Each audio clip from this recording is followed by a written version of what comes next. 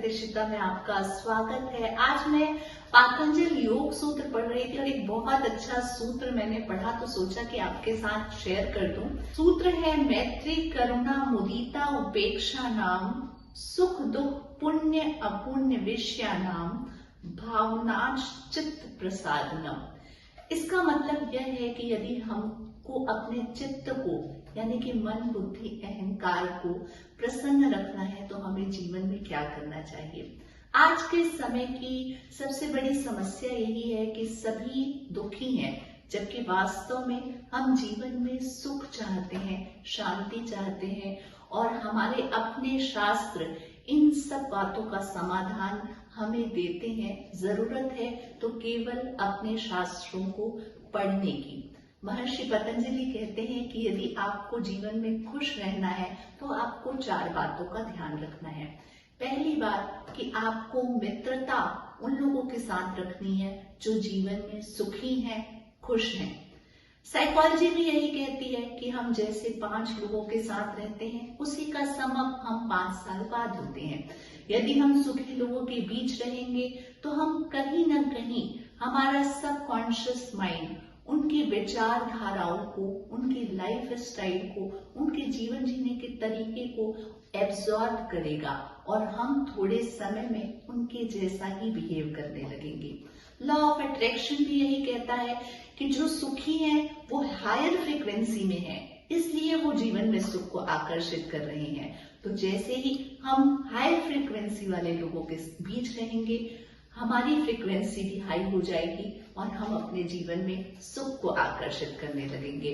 महर्षि पतंजलि दूसरी बात कहते हैं कि हमें दुखी लोगों के प्रति करुणा का भाव रखना है, कंपैशन एम्पैथी का भाव रखना है। उनकी समस्या को समझना है लेकिन उसके साथ अटैच नहीं हो जाना है, डिटैच होकर के उनकी समस्या सुन करके उसका समाधान निकालना है। यदि हमारे दोस्तों को कोई प्रॉब्लम है तो उनकी प्रॉब्लम को सुने लेकिन अटैच मत हो जाए। दिन भर अपने दिमाग में उनकी प्रॉब्लम्स को न चलाएं, क्योंकि उनके जीवन में दुख इसलिए है लॉ ऑफ अट्रैक्शन के अनुसार कि वो लो फ्रीक्वेंसी में अभी फ्लोट कर रहे हैं। तो यदि हम ज्यादा समय या अपने दिमाग में ज्यादा स्थान दुखी लोगों की चिंताओं को देंगे तो हम भी लो फ्रीक्वेंसी में आ जाएंगे और अपने जीवन में दुख को आकर्षित करेंगे। तीसरी महत्वपूर्ण बात महर्षि पतंजलि कहते हैं कि हमें जो पुण्यात्माएं हैं या जो संसार में जो विश्व हित के लिए, देश हित के लिए अच्छा काम कर रहे हैं, ऐसे लोगों के प्रति हमें प्रशंसा का भाव रखना चाहिए। हमें ऐसे लोगों को अप्रिशिएट करना चाहिए, क्योंकि जब हम अच्छे लोगों को अप्रिशिएट करते हैं तो कहीं ना कहीं हमारे हैप्पी हार्मोन्स रिलीज होते हैं और हमारा सबकॉन्शियस माइंड उनकी विचारधाराओं को अपनाने में हमारी मदद करता है। चौथी बात महर्षि पतंजलि कहते हैं कि नकारात्मक विचारधाराओं वाले लोगों के प्रति हमें उपेक्षा का भाव रखना चाहिए, न्यूट्रल, ना अच्छा ना बुरा। क्योंकि जब हम उनके प्रति अच्छा भाव रखेंगे तो हम उनकी नकारात्मकता को जीवन में आकर्षित करेंगे, हम भी नकारात्मक हो जाएंगे। लेकिन यदि हम उनके प्रति बुरा भाव रखते हैं, हम उनको क्रिटिसाइज करते हैं, उनकी विचारधाराओं को क्रिटिसाइज करते हैं, तो क्या होगा कि हमने अपने दिमाग में उनको जगह दे दी और ये हमारा दिमाग बहुत महंगी जगह है और उसमें हमें ऐसी ही विचारधाराओं को स्थान देना चाहिए जो हमारे को सुखी रखने में मदद करे। तो यदि आपके आसपास ऐसे नेगेटिव लोग हैं तो कुछ समय के लिए उनको ब्लॉक कर दें, उनसे कम मेल मुलाकात रखें, उनके प्रति न्यूट्रल भाव रखने की कोशिश करें।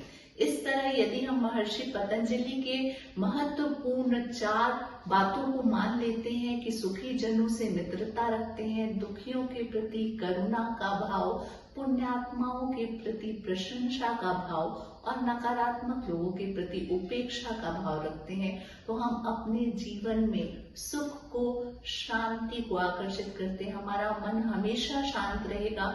तो अब इधर उधर भटकने के बजाय इन 4 बातों को जो महर्षि पतंजलि कह रहे हैं अपनाएं और अपने जीवन को सुखी बनाने का प्रयास करें। मैं इस चैनल के माध्यम से शारीरिक, मानसिक, सामाजिक, आध्यात्मिक स्वास्थ्य के प्रति जागरूकता फैलाने की कोशिश कर रही हूँ। यदि आपको चैनल पसंद आए तो उसे और भी लोगों के साथ शेयर करें। Thank you so much.